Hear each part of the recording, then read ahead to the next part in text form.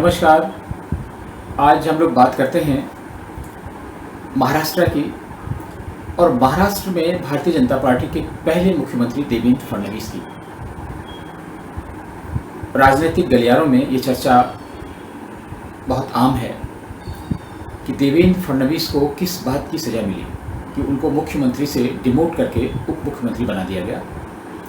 और एक ऐसे राइजिंग स्टार जिन्हें कभी प्रधानमंत्री पद का दावेदार या उस रेस में भी एक स्टार माना जाता था, वो स्टार कैसे गर्दिशों में जा छिपा और क्या उनके साथ भारतीय जनता पार्टी के केंद्रीय नेतृत्व ने कोई पनिशमेंट की पॉलिसी दी है, कोई संकेत दिया है राजनीतिक, क्या है, इस पर हम लोग आज बात करते हैं। और बात करने के पहले आपसे अनुरोध है कि इस चैनल को सब्सक्राइब कर लें और इस वीडियो को लाइक करें, फॉरवर्ड करें। महाराष्ट्र की राजनीति में भारतीय जनता पार्टी शिवसेना के साथ काम करती रही है। और अगर देखा जाए तो शिवसेना के राजनीति में उतरने से पहले ही भारतीय जनता पार्टी राजनीति में थी, लेकिन कोई ख़ास सफलता नहीं मिल रही थी। और भारतीय जनता पार्टी और शिवसेना के गठबंधन के बाद दोनों पार्टियों को बहुत सफलता मिलनी शुरू हो गई। लेकिन भारतीय जनता पार्टी का रोल हमेशा छोटे भाई का रहता था और शिवसेना बड़े भाई के रोल में थी। और इसी कारण इसके पहले जब भी गठबंधन की सरकार बनी तो शिवसेना का मुख्यमंत्री रहा। यह पहली बार हुआ कि भारतीय जनता पार्टी को शिवसेना से बहुत अधिक सीटें मिली और भारतीय जनता पार्टी ने अपने नियम और शर्तों पर सरकार बनाई और मजबूरी बस शिवसेना को उनका समर्थन करना पड़ा। शिवसेना ने उसमें बहुत हाय तौबा मचाई, मुख्यमंत्री की दावेदारी की, लेकिन मुख्यमंत्री तो क्या, उन्हें उप मुख्यमंत्री का पद भी नहीं मिला। लेकिन पूरे 5 साल तक जब तक सरकार चली, शिवसेना ने भारतीय जनता पार्टी के लिए बहुत मुश्किलें खड़ी की और विपक्ष से कहीं बड़े विपक्ष की भूमिका महाराष्ट्र में निभाई। और इसके अलावा हमेशा भाजपा के केंद्रीय नेतृत्व को, केंद्र सरकार को भी कटघरे में खड़ा किया। इसके बाद 2019 के चुनाव में आए और बहुत ही सफल प्रयोग हुआ। दोनों ही पार्टियों को लोकसभा के चुनाव में बहुत सफलता मिली। लेकिन जो विधानसभा के चुनाव हुए थे, उन विधानसभा के चुनाव में ऐसा माना जा रहा था कि भारतीय जनता पार्टी अपने दम पर सरकार बनाने की स्थिति में आ जाएगी, लेकिन ऐसा नहीं हो पाया और भारतीय जनता पार्टी 100 सीटों से कहीं ऊपर रही और शिवसेना 54-55 सीटों तक खिसक गई। लेकिन जो भी हो, शिवसेना से भाजपा की लगभग 2 गुनी सीटें थीं और इसलिए जैसा कि पहले से तय था कि जिसकी सीटें ज़्यादा होंगी मुख्यमंत्री उसका बनेगा। लेकिन शिवसेना ने ऐन वक्त पर फिर एक बखेड़ा खड़ा कर दिया और कहा कि ये पहले से तय हुआ था कि मुख्यमंत्री आधे समय रहेगा और अब की बार शिवसेना का मुख्यमंत्री बनेगा। भारतीय जनता पार्टी ने इसे बहुत अन्यथा लिया और इस प्रस्ताव को ठुकरा दिया। और इसके बाद भाजपा ने राज्यपाल के आमंत्रण पर यह बता दिया कि वह सरकार बनाने की स्थिति में नहीं है। राज्यपाल ने शिवसेना को बुलाया, फिर राष्ट्रवादी कांग्रेस पार्टी को बुलाया, लेकिन कोई भी सरकार बनाने की स्थिति में नहीं रहा और इसका परिणाम यह हुआ कि राज्य में राष्ट्रपति शासन लागू कर दिया गया। और इसके बाद अंदर खाने में बातें चलती रहीं और एक दिन अनायास रात में राष्ट्रपति शासन उठा लिया गया और सुबह सवेरे तड़के देवेंद्र फडणवीस को मुख्यमंत्री पद की शपथ दिला दी गई। और उस सरकार में अजीत पवार राष्ट्रवादी कांग्रेस के थे, वो उप मुख्यमंत्री की भूमिका में थे और अजीत पवार राष्ट्रवादी कांग्रेस के नेता सदन थे और उन्होंने राज्यपाल को एक पत्र सौंपा था जिसमें भारतीय जनता पार्टी को सरकार बनाने में सहयोग करने का वायदा किया गया था। राजनीतिक हलकों में ये आवाज़ बहुत गूंजी। शरद पवार ने भी इसको अन्यथा लिया और शरद पवार ने अपने घरेलू रिश्ते और सारे साधनों को झोंक कर अजीत पवार को अपने कैंप में वापस लाने की कोशिश की और उसको ले आए। और इस प्रकार से देवेंद्र फडणवीस की सरकार बहुत जल्दी गिर गई। इस सरकार को बनाने में क्या देवेंद्र फडणवीस जिम्मेदार थे? ऐसा नहीं हो सकता है। राज्यपाल किसी भी राज्य के नेता के इशारे पर तो काम नहीं कर सकता, चाहे वह सत्ताधारी दल का ही नेता क्यों न हो। स्वाभाविक है कि केंद्र सरकार ने राष्ट्रपति शासन उठाया तो कुछ न कुछ इंडिकेशन राज्यपाल को रहा होगा। ऐसा माना जाता है कि ये सारा काम अमित शाह की रणनीति में, जिनको भाजपा का चाणक्य कहा जाता है, उनके योजनाबद्ध ढंग से किया गया, उनके इशारे पर किया गया। और देवेंद्र फडणवीस को ये जिम्मेदारी दी गई थी कि वो गिवन समय में अपने लिए बहुमत जुटा लेंगे, लेकिन ऐसा नहीं हो पाया। बताया जाता है कि देवेंद्र फडणवीस इस पक्ष में नहीं थे, लेकिन उन्हें केंद्रीय नेतृत्व के इशारे पर ये काम करना पड़ा और उसका खामियाजा भी ये भुगतना पड़ा कि वो जब उनको बहुमत उपलब्ध नहीं हो पाया। इससे भाजपा की बहुत किरकिरी हुई राजनीतिक हलकों में। लेकिन इस किरकिरी में अगर देखा जाए तो प्रधानमंत्री की छवि भी इन्वॉल्व हो रही थी। लेकिन अमित शाह ने प्रधानमंत्री की छवि को तो प्रोटेक्ट किया और किसी तरीके से ये प्रकरण का पटाक्षेप हो गया। बाद में तमाम राजनीतिक गतिविधियां हुई और शिवसेना के भी एक चाणक्य हैं संजय राउत, उन्होंने किसी भी तरीके से शरद पवार और कांग्रेस से पैक्ट करके ये हुआ कि शिवसेना के नेतृत्व में सरकार बनेगी। इस पर सभी सहमत हो गए। शिवसेना प्रमुख उद्धव ठाकरे अपने बेटे आदित्य ठाकरे को मुख्यमंत्री बनाना चाहते थे, लेकिन शरद पवार ने उन्हें ऐसा करने के लिए मना किया क्योंकि ये मिलीजुली सरकार है, आदित्य ठाकरे की बस की नहीं है और इस सरकार को निश्चित समय तक चलाने के लिए, अच्छे ढंग से चलाने के लिए ये जरूरी है कि उद्धव ठाकरे सरकार का नेतृत्व करें। और उद्धव ठाकरे ने इस बात को स्वीकार करके प्रदेश के मुख्यमंत्री बन गए और उनके प्रदेश के मुख्यमंत्री बनने के बाद इन तीनों दलों में लूट खसोट का तांडव शुरू हो गया। आप सोच सकते हैं कि जिस राज्य में पुलिस और प्रशासन का उपयोग वसूली के लिए किया जाता हो, पालघर जैसी घटनाओं में बदले की भावना से कार्य किया जाता हो, पत्रकारों और फिल्मी सितारों के साथ में दुर्व्यवहार किया जाता हो, जिनके लिए ऐसा भ्रम हो कि वो भाजपा के नज़दीकी हैं, चाहे वो कंगना रनावत हो, अर्णव गोस्वामी हो, पालघर में साधुओं की हत्या हो, सब जगह शिवसेना ने अपनी प्रवृत्ति के उलट, अपनी विचारधारा के उलट काम किया और ये सरकार अभी तक चल रही थी। इस सरकार में उद्धव ठाकरे, उनके रणनीतिकार संजय राउत रोज कुछ न कुछ चुनौती देते रहते थे केंद्र सरकार को और भाजपा को, और यही उनको मुफीद लगता था राष्ट्रवादी कांग्रेस के शरद पवार को और कांग्रेस को। लेकिन देवेंद्र फडणवीस एक बार दूध से जल जाने के बाद बदले की भावना से और बहुत मर्माहत थे और उन्होंने एकनाथ शिंदे के साथ कुछ इस तरह की व्यवस्था की कि शिवसेना के 54 विधायकों में से 40 विधायक टूटकर एकनाथ शिंदे के साथ चले गए और वो सूरत से गुवाहाटी से गोवा कम से कम 1 हफ्ते से अधिक की जर्नी चलती रही। शिवसेना तमाम दावे करती रही कि वो विधायकों के संपर्क में हैं, विधायक वापस आ जाएंगे, लेकिन कुछ नहीं हुआ। ये एक ऐसी घटना थी, दुर्लभ घटना है भारत की। सामान्यतः जब भी कोई दल विभाजित होता है तो कुछ लोग जाते हैं, कुछ लोग वापस आ जाते हैं और ये बड़ी भ्रम की स्थिति होती है, कौन कहाँ पर है ये कुछ दिन समझ में नहीं आता। लेकिन एकनाथ शिंदे ने ये साबित कर दिया कि उनके पास शिवसेना के ही 40 विधायक नहीं, 10 विधायक निर्दलीय भी शामिल थे और इस तरीके से 50 विधायकों को अपने साथ लेकर एकनाथ शिंदे 1 हफ्ते से अधिक समय तक मुंबई से सूरत से गुवाहाटी से गोवा, और वो सभी को मिलते रहे। इसमें ऐसा भी नहीं था कि विधायकों को मीडिया के सामने जाने पर प्रतिबंध था या कोई और प्रतिबंध था, बड़े आराम से हुआ। और फिर जब उद्धव ठाकरे ने इस्तीफा दे दिया, इसके बाद रास्ता खुल गया, एकनाथ शिंदे वापस आ गए और राज्यपाल ने एकनाथ शिंदे को मुख्यमंत्री पद की शपथ दिला दी।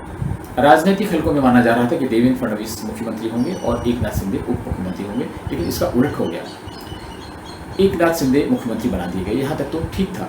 इसको हम लोग विश्लेषण करेंगे कि क्या एकनाथ शिंदे को भाजपा ने मुख्यमंत्री बनाकर ठीक किया। शायद इसलिए ठीक किया कि ये जो मैंने उदाहरण बताया कि 50 विधायकों को लेकर इतने दिन घूमते रहे, ये भारत की दुर्लभ घटना है। अभी तक जितनी भी टूट फूट हुई, आपने देखा होगा हरियाणा जहाँ से शुरू हुआ आया राम गया राम, जितनी भी टूट फूट हुई उसमें कभी ऐसा नहीं हुआ कि सारे विधायकों को स्वतंत्र ऐसा छोड़ा गया हो और उनकी निष्ठा अपने उस नेता के प्रति बनी रही हो। एक ऐसा नेता एकनाथ शिंदे जो ऑटो ड्राइवर से अपनी कैरियर की शुरुआत करता है और मुख्यमंत्री तक पहुंचता है। आप समझ सकते हैं इतने विधायक उनके साथ में खड़े हुए हैं, राज्यसभा और लोकसभा के सांसद उनके पीछे खड़े हुए हैं, निर्दलीय विधायक उनके साथ खड़े हुए हैं, दूसरे दलों के नेता उनके साथ खड़े हुए हैं। तो निश्चित रूप से ये राजनीति में किसी एक नेता की, एक प्रबंधन की एक बहुत ही दुर्लभ क्षमता है जो महाराष्ट्र में ये दिखाई पड़ी, और इसलिए भाजपा ने एकनाथ शिंदे को मुख्यमंत्री बनाकर सर्वथा उचित किया। और जब ऐसा निर्णय भाजपा ने लिया तो देवेंद्र फडणवीस ने मीडिया के सामने ये घोषणा कर दी कि वह सरकार का हिस्सा नहीं होंगे, बल्कि सरकार के मार्गदर्शन की भूमिका में रहेंगे। इसमें कुछ भी आपत्तिजनक नहीं था और समझा जाता है कि ऐसा उन्होंने केंद्रीय नेतृत्व का जो ये निर्णय था एकनाथ शिंदे को मुख्यमंत्री बनाने का, इसके आधार पर ही लिया होगा। लेकिन उनके इस घोषणा के थोड़ी देर बाद ही भाजपा के अध्यक्ष जेपी नड्डा ने मीडिया के माध्यम से ही घोषणा की कि देवेंद्र फडणवीस महाराष्ट्र सरकार में शामिल होंगे और उनका दर्जा उप मुख्यमंत्री का होगा और उन्हें तुरंत शामिल होना चाहिए।